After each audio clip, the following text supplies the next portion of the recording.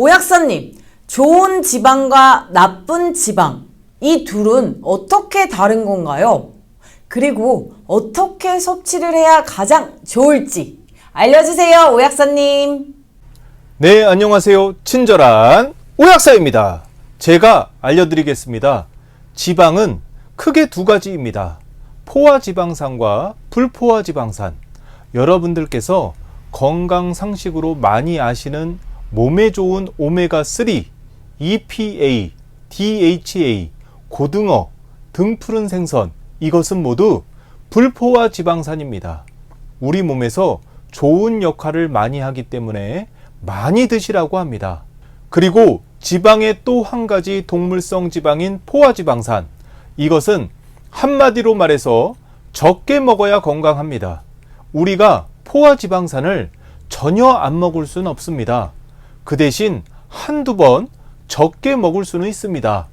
그러기 위해서는 먼저 포화지방산이 이렇구나 정확하게 알고 그 대신 해야 하는 건강한 생활습관, 이것을 생활에 적용해야 합니다.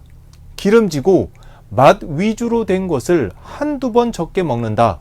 이런 습관이 중요합니다. 왜냐하면 포화지방산은 우리가 즐겨 먹는 음식이나 간식에 대부분 포함되어 있기 때문에 내가 조금씩 먹는다고 생각해도 나도 모르게 먹다 보면 포화지방산 함량이 하루 권장 섭취량 15g을 초과할 수 있다는 것입니다. 이게 무서운 것입니다.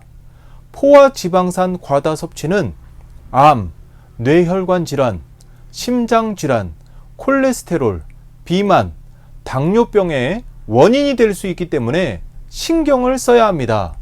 포화지방산 과다 섭취, 각종 암으로 가는 지름길임을 알고 있어야 합니다. 그리고 모든 연령대에서 포화지방산 과다 섭취에 노출되어 있으니 주의를 해야 합니다. 육류의 예를 들면 고기를 살 때 부위에 신경을 써야 합니다. 부위에 따라 함량이 다른데 갈비, 삼겹살, 닭고기 껍질처럼 포화지방산이 많은 부위보다는 목심, 등심, 양지와 같은 포화지방산이 적은 부위를 섭취하는 것이 좋습니다. 조리를 할 때에는 눈에 보이는 지방을 먼저 제거한 후 살코기를 사용하는 것이 좋습니다. 버터, 마요네즈, 라면에는 포화지방산이 많습니다. 커피 프림에는 포화지방산이 다량 함유된 코코넛 기름을 사용하므로 인스턴트 커피의 섭취는 줄이셔야 건강합니다. 또한 일반 우유보다 포화지방산을 줄인 무지방 우유나 저지방 우유를 섭취하는 것이 좋습니다. 빵이나 과자의 경우에도 약 13g의 포화지방산을 함유하고 있으며 버터와 설탕을 많이 사용하기 때문에 포화지방산 함량이 높습니다. 문제는 이런 간식을 조금씩 여러 개를 먹다 보면 포화지방산 함량이 하루 권장 섭취량 15g을 초과할 수 있다는 것입니다. 따라서 가공식품보다는 불포화지방산이 많은 견과류를 소량 간식으로 섭취하는 것이 좋습니다. 물론 포화지방산은 우리 몸에서 피하 지방층의 일부를 이루고 몸에 필요한 콜레스테롤을 만드는 데 사용합니다. 문제가 되는 것은 역시 과다 섭취입니다. 지방은 우리 몸에 꼭 필요한 영양소입니다.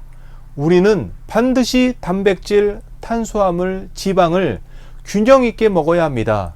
그런데 어떤 지방을 먹느냐에 따라 건강에 이로울 수도 해로울 수도 있습니다. 몸에 좋은 지방, 불포화지방산을 먼저 선택해야 합니다.